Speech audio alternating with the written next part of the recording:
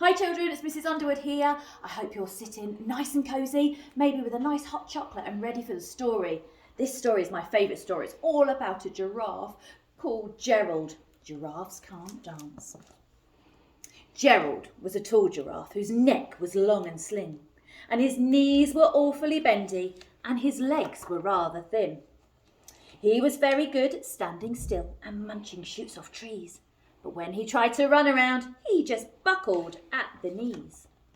Now, every year in Africa, they hold a jungle dance where every single animal turns up to skip and prance.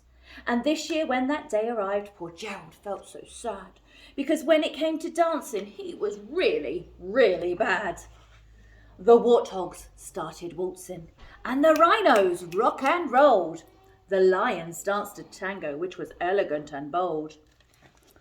The chimps all did a cha-cha-cha with a very Latin feel, and 8 baboons all teamed up with a splendid Scottish reel. Gerald swallowed bravely as he walked towards the floor, but the lions saw him coming, and they soon began to roar. Hey, look at clumsy Gerald. The animals all laughed. Giraffes can't dance, you silly fool. Oh, Gerald, don't be daft. Gerald simply froze up and he rooted to the spot. They're right, he thought. I'm useless. Oh, I feel like such a clot. So he crept off from the dance floor and he started walking home. He'd never felt so sad before, so sad and all alone. Then he found a little clearing and he looked up into the sky. The moon can be so beautiful, he whispered with a sigh. Excuse me, coughed a cricket who'd seen Gerald earlier on, but sometimes when you're different, you just need a different song.